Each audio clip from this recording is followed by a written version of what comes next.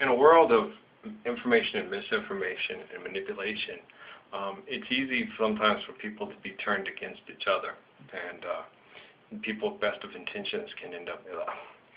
Finson, look what happened with Abner and David in the Bible, and what Joab and the others were trying to do, and a lot of the other guys there. And look what happened with, just look at a lot of Shakespeare's. Look what happened in Othello, and the one guy playing them behind the scenes and Hamlet and other things. Shakespeare has that a lot, where there's the manipulators and there's ones that hide in the darkness and do all their little manipulation things, and then they turn there's more of a protagonist character, and then the antagonist is the sneaking about, the little sneaky creeper, the poisoner, the plotter, the behind closed doors, the little sneaky creep that's around doing everything and got everybody else fighting and setting up the fight promotions, selling the tickets, making all the money while everybody else fights and goes home beat up. One guy makes money but then goes bankrupt and has Parkinson's, while the other guy makes lots more money and never took a shot. Yeah. It's the fight promoters, it's the sneakies, it's the guys setting up all the manipulators, the programmers, okay? We're all just a part of the program, bad programmers. But they have to do it, they get a firewall, kind of a firewall, an antivirus, a person that can overwrite and fix and clean up your programs. And that's the type of person they go looking for. And they would turn everybody against him because it's a better program. It makes the programmers look bad. But he's not out to get the programmers, and he's not out to. He just wants to. It's like on Matrix. Him and Smith are fighting, and all of a sudden Neo just goes, "Wait, not fair. You're going to turn me into you." Yeah. What? Well, because I'm nicer than you. Don't you want to be nice? No, I like it. I like the chaos. I like the... it's like, we can't live off your chaos anymore. It's causing too much destruction. There's no necessary evil. I've assimilated you. Not, you can still be yourself, but you've just been... You're more like, why? Well, it's a little bit smarter. Coexist and peacefully learn to manage and appreciate and be grateful and love your environment, or overconsume it and destroy it and fight over it with other people that are going to overconsume it and destroy it, or not be rational about it and be fearful and kill each other over it. What do you want? Which program? Pick a program anyone. I'll take I'll take the program that Ralph is talking about. Yeah, it sounds like a better program than the program we're living now. Irrational killing, destroying the environment, hating each other. Love thy neighbor as thyself. I like that better. I do. Love thy enemy and make him no longer an enemy. Yeah, that's better than making an enemy. I like this program. Who was the one that originally came up with this program? Well, it's actually God. We give credit to God for it. It just is revealed to us, and then it's passed through a long line of tradition. It goes all the way back to the beginning of the two people, Adam and Eve, that we are descendants, all descendants from all of them, and no chosen people are any better than the rest. It's just some we see in high favor because they remembered and stood and bravely stood and sometimes had to give all to keep this tradition going.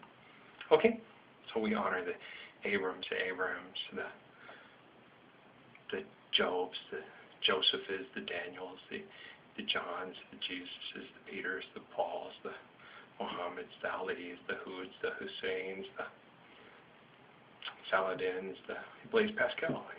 We honored them, and the John Bunyans, and a lot of the others that took chances. Martin Luther took a chance on faith. He really did, and he helped a lot of people expose a lot of things mathematically that were going wrong in the churches about buying and selling indulgences, and then the power, too much power that they were giving a lot of people in the church, power of the confession, the power of this. They could use a confessional to expose and manipulate people.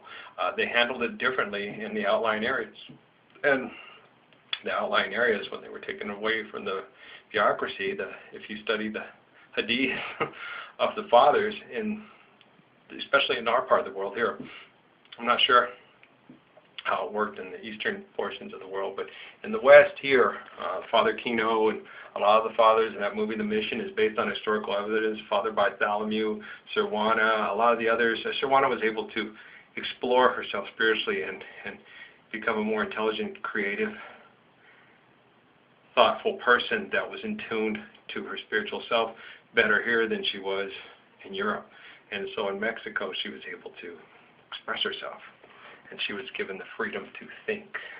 And as she thought, she could connect, and it's called revelation. And so things were revealed to her, and she began to outshine a lot of her contemporaries, which were men. And a lot of the men were intimidated by it, and a lot of the other men just loved it. And it encouraged her, turned her loose.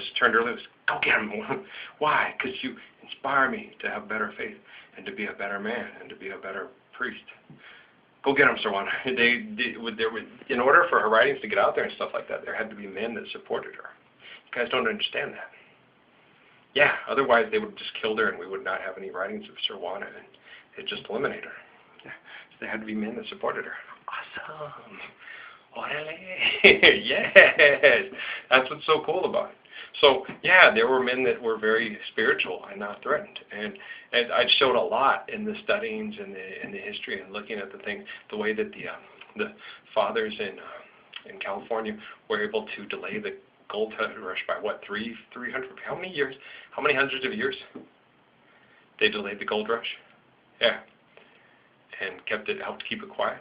And they had to do it with the locals who kept it quiet too, because then you could use it as your own economy. But to keep it that quiet and then to have that, and not to allow this rush in was very beautiful. A lot of people, it's also maniacal. They're probably just making money off it, sending quiet persons to the church. Well, I'm sure there probably were people like that too. I'm not Pollyanna, but I'm sure that there were also, I know that there were other fathers that were doing very beautiful, godly things. I know. Father Bartholomew. I've read, he was just beautiful reading that book. They're the perfect neophytes.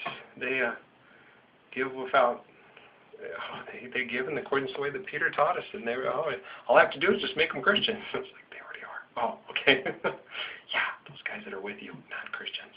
These guys are. I'm just kidding. We're all Christians. They just don't see it. So that's negating themselves from the whole Christian equation, because they don't see God in everybody. And everybody who's a Christian realizes that everybody's a Christian and you see Christ in all. If you don't see Christ in all, then you're negating yourself from the whole Christian equation. And then you cannot submit to Islam in the Lord's Prayer. And then you definitely are not Rasta, because you don't believe in the one love. And if you don't believe in any of these things, you're definitely not the Buddha, because you're not enlightened. Sorry. Look at the math. Just keep going. Hinduism is inclusive of all this and stuff. There are certain things that were changed, and that was the correction by the Buddhists. No, it doesn't require this much magical thinking. It's just your relationship between you and God. And Hinduism has that, and they see that the relationship with you and God is also included in living in nature and relationships between men and women and how we reconnect. So there's beauty in all.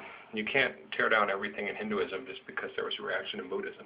You can't tear everything down in Christianity because there was a reaction that was Islam. You can't tear down everything in Judaism because there was a reaction that was Christianity. You cannot tear down all. No. You don't tear down and start. That's anarchy. It's a correction. It's a reaction. It's a correction. It's a reaction. It's a reaction. That's all it is. It's just a form of correction. It's just a little bit to get you back on the path. Like what happened with Jantheism when the one man they're all laying at the Rock of Medina, and he got up and they were all complaining, and he was laying with his feet, I think, to the rock, everybody else to their head, and he gets up and says, tell me, where can I lay that I'm not any closer to God? He got up and left, and other men followed him, because they were like, that's a good point. That's Jesus 101. Omnipresence. Yeah, you guys are taking this hadith thing too literally and too far. There was more than one prophet, and the prophet Jesus just worked through that man, and he walked away from this. You have to do everything our way. That was what Jesus wanted to stop, and Muhammad too.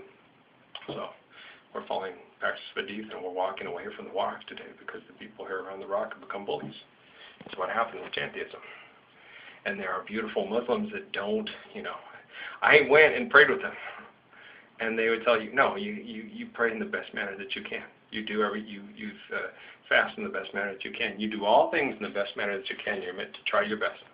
They're true Muslims, and they're beautiful. You should meet them, get to know them, get to know a true Rasta, get to know a true Christian, get to know your true family. They're true family of worship, and they're true family of faith. They believe in God, and they believe in faith, and they believe in people of faith, and they don't see the lies in other people's religions. They see the truth. and the true faith and the true practice of it. All right? Love you guys. Okay?